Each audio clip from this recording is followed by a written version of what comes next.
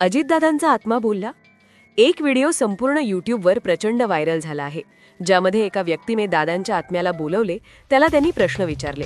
सुरुवातीला सगळ्यांना हा व्हिडिओ सुरू होताना खोटा वाटला. त्यांना वाटले खोटं आहे. पण जेव्हा त्यांनी दादांच्या कथेत आत्म्याला प्रश्न विचारायला सुरुवात केली, तेव्हा तिकडून जो आवाज येत होता, जी उत्तरं येत होती, ती ऐकून महाराष्ट्राला सगळ्यात मोठा धक्का बसत होता. त्या व्यक्तीने विचारलं, तुम्ही अजित पवार आहेत का? त्यानंतर त्याने गुन्हेगाराचे नाव काय हे देखील विचारलं. त्यानंतर पुन्हा जन्म घेतला का, कुठे घेतला आहे, हे देखील प्रश्न त्यांनी विचारले. सगळ्या प्रश्नांची उत्तरे दिली आहेत. एक व्हिडिओ जो इंडियन पॅरानॉर्मल अँबॅसेडर नावाच्या एका यूट्यूब चॅनलने पब्लिश केला आहे. या चॅनलमध्ये दावा करण्यात आलाय की एका व्यक्तीने थेट दादांच्या आत्म्याशी संपर्क साधलाय. नुसता संपर्क साधला नाही, तर त्याने अशा प्रश्नांची उत्तरे शोधली आहेत, असं नाव समोर आणलं आहे की जे नाव ऐकून महाराष्ट्रामध्ये भूकंप आला आहे. 28 जानेवारीला अचानक विमान दुर्घटनेत अजितदादा गेले. तेव्हापासून आजपर्यंत हा घातपात होता की अपघात होता, यावर प्रचंड शंका आहेत. एकीकडे रोहित पवार, अमोल मिटकरी याच्यावर प्रश्नचिन्ह निर्माण करत होते, तर तिकडे अहवाल देखील आला होता. अहवालात तर या प्रकरणाचे सगळे सत्य भलतंच निघालं होतं. तर काही जण म्हणायचे दादा जिवंत आहेत. पण काही दिवसांपूर्वी आत्ताच कर्नाटकमध्ये FIR दाखल करण्यात आली. FIR दाखल करण्यात आली त्यानंतर या प्रकरणाची पुन्हा चर्चा झाली. याची चर्चा सुप्तपणे चालू होतीच. दादांना न्याय कधी मिळणार असं लोक बोलत होते. पण जेव्हा या व्यक्तीने थेट आत्म्याशी संपर्क केला आणि आत्म्याने जे सांगितलं ते ऐकून महाराष्ट्राला अपघाताच्या दिवशी जो धक्का बसला नव्हता, त्यापेक्षा मोठा धक्का बसलाय. सुरुवातीला वाटलं हा निव्वळ मूर्खपणा आहे, सोशल मीडियावर व्ह्यूज मिळवण्यासाठी केलेला स्टंट आहे. पण त्या व्हिडिओमध्ये जे जे उत्तरं समोर आलेत त्याने संपूर्ण चित्र बदललं. मग नेमकं काय झालं त्या व्हिडिओमध्ये? त्या व्यक्तीने आत्म्याला काय प्रश्न विचारले? काय आहे गुन्हेगाराचं नाव? कुणी केला होता हा कट? पुनर्जन्म झाला आहे का? चला जाणून घेऊया सगळी सविस्तर माहिती. अजितदादांचा आत्मा बोलला. गुन्हेगाराचं नाव समोर. एक व्हिडिओ यूट्यूबवर प्रचंड व्हायरल झाला, ज्याच्यामध्ये एका व्यक्तीने चक्क अजितदादांच्या आत्म्याला बोलवलं आणि त्यालाच प्रश्न विचारले. आता हा जो व्हिडिओ आहे, या व्हिडिओमध्ये सुरुवात अत्यंत साधी आहे. त्याच्यामध्ये तो एक एक्सपर्ट निवेदक बसलेला आहे. त्याच्याकडे उपकरण आहे. त्या उपकरणाच्या सहाय्याने तो दादांच्या आत्म्याला बोलावतो. त्यानंतर तो विचारतो, अजित पवारजी, क्या आप यहाँ उपस्थित है? काही क्षण शांतता पसरते आणि मग अचानक एक अस्पष्ट पण ऐकू येणारा आवाज येतो. हा आवाज ऐकून पहिल्यांदाच पाहणाऱ्याच्या मनात शंकेची पाल चुकचुकते. हा व्हिडिओ रातोरात करोडो लोकांनी पाहिला. का? कारण यात केवळ आत्म्याला बोलवले नाही, तर त्या आत्म्याने दिलेली उत्तरे थेट या प्रकरणाच्या गाभ्याला हात घालणारी होती. चला आपण या संपूर्ण प्रकरणाचे विश्लेषण करूया. एकीकडे चालू असलेला अधिकृत तपास आणि दुसरीकडे या व्हिडिओतील धक्कादायक दावे. 28 जानेवारी 2026 रोजी नेमकं काय घडलं हे आपल्या सर्वांना माहीत आहे. विमान बारामतीच्या दिशेने निघाले होते आणि अचानक अपघात झाला. सुरुवातीला हा तांत्रिक बिघाड किंवा वैमानिकाची चूक मानली गेली. तपास यंत्रणा कामाला लागल्या. दिवसेंदिवस जात होते, पण हाती काहीच लागत नव्हते. रोहित पवार यांनी काही तांत्रिक बाबींवर प्रश्नचिन्ह उपस्थित केले होते, ज्यामुळे संशयाची सुई निर्माण झाली होती. पण ठोस पुरावा तो कुणाकडेच नव्हता. महिनाभरानंतर CIDकडे तपास सोपवण्यात आला आणि मग हळूहळू गोष्टी समोर येऊ लागल्या. तपासात असे आढळून आले की ज्या गोष्टी टीव्हीवर दाखवल्या गेल्या होत्या त्यातील अनेक गोष्टी खोट्या होत्या. विमानाचा टायमिंग, अपघाताची वेळ आणि ठिकाण यात विसंगती आढळली. खरं तर संशयाची सुई तिथेच एका नावाकडे फिरली होती. यूट्यूब व्हिडिओमध्ये तो एक्सपर्ट पुढे विचारतो, क्या आप हमें कोई भी मेसेज देना चाहते हैं? तेव्हा यंत्रातून पुन्हा आवाज येतो, सच छुपा. त्यावर तो व्यक्ती विचारतो, सच छुपा नहीं है, क्या आप ये कहना चाहते हैं? उत्तर येते, हां. हा संवाद ऐकताना असे वाटते की आत्म्याला काहीतरी सांगायचे आहे, जे दाबले गेले आहे. हा सच नेमका काय आहे? अधिकृत तपासात आता 27 जानेवारीच्या रात्रीवर लक्ष केंद्रित केले गेले आहे. 28ला अपघात झाला, पण कट 27ला शिजला असा संशय आहे. 27 जानेवारीला मुंबईत काय घडले? देवगिरी बंगल्यावर काय शिजत होते? दादा नेहमीपेक्षा गंभीर का होते? असे अनेक प्रश्न उपस्थित झाले. वीडियोमध्ये तो पॅरानॉर्मल एक्सपर्ट पुन्हा विचारतो, क्या आप किसी खतरे के बारे में बताना चाह रहे हैं कि कोई बड़ा संकट आने वाला है? उत्तर येते, हां. हे उत्तर अधिकच भीतीदायक आहे. आत्म्याला केवळ स्वतःच्या मृत्यूचे दुःख नाही, तर भविष्यातील कोणत्याही संकटाची चाहूल लागत आहे का? CIDने या सर्व धाग्यादोऱ्यांचा शोध घेतला. विमानाचे बुकिंग, रोहित पवारांनी दाखवलेल्या तांत्रिक चुका आणि त्या रात्री विमानतळावर विमानाभोवती घिरट्या घालणारे काही अनोळखी चेहरे.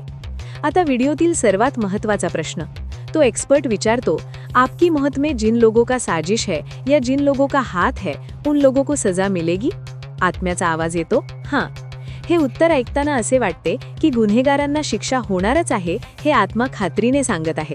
पण हा कट रचणारा मास्टरमाइंड कोण?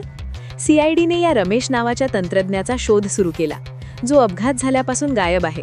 त्याचे शेवटचे लोकेशन दक्षिण मुंबईत होते. त्याला देशाबाहेर पाठवले की त्याचा आवाज दाबला गेला? हे प्रश्न आजही अनुत्तरित आहेत. तपासाच्या केंद्रस्थानी आता एक वजनदार नेता आहे ज्याच्यावर संशयाचे दाट धुके आहे. प्रमोद हिंदुरावांनी त्या बड्या नेत्याच्या हालचालींकडे लक्ष वेधले आहे. दिल्लीच्या सत्तेशी जवळचे संबंध असलेल्या त्या नेत्याने त्या रात्री दादांना 3 वेळा फोन केला होता. फाईलवर सही केल्याशिवाय मुंबई सोडू नका हा त्यांचा हट्ट केवळ कामासाठी होता की दादांना पहाटेपर्यंत मुंबईत अडकवून ठेवण्याचे कारस्थान? दादांचा ज्या राजकीय विलिनीकरणाला विरोध होता त्यांच्या निधनानंतर त्याच गोष्टी सोप्या झाल्या. या अपघाताचा सर्वाधिक फायदा कोणाला झाला हे आता उघड गुपित आहे. वीडियोमध्ये तो एक्सपर्ट म्हणतो, आपको आपके जितने भी कार्य करता है वो लोग बहुत याद करते हैं, क्या आप कुछ कहना चाहते हैं? आत्म्याचा आवाज येतो, थँक्स शिव.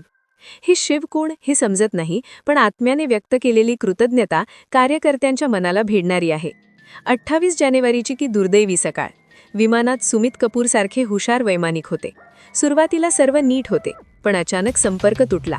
विमान हवेतच थांबले, इंजिन बंद पडले. मदतीसाठी फोन होऊ नये म्हणून ट्रान्सपॉन्डर आधीच निकामी केले होते. त्या शेवटच्या मिनिटात नक्की काय झाले? कोणताही स्फोट की जाणीवपूर्वक केलेली नाकेबंदी?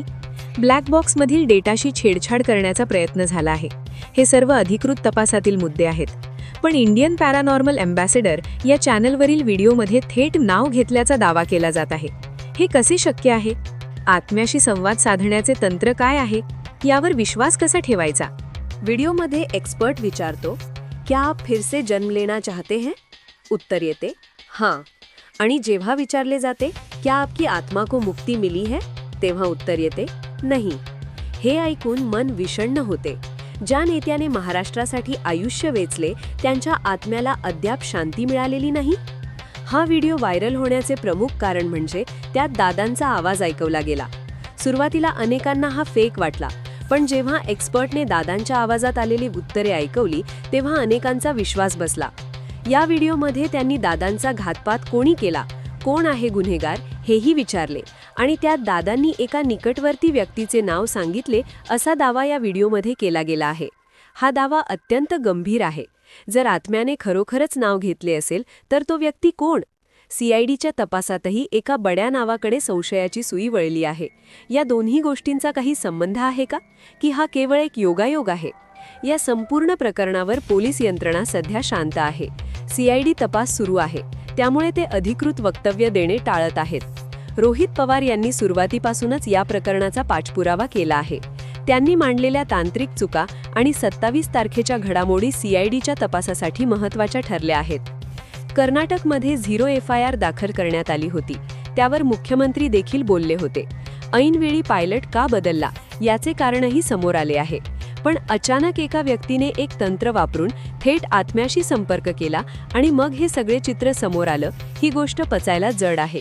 अजितदादांच्या अपघाताचे रहस्य उलगडण्यासाठी CID पाताळातून मास्टरमाइंडला शोधून काढेल असा विश्वास व्यक्त केला जात आहे.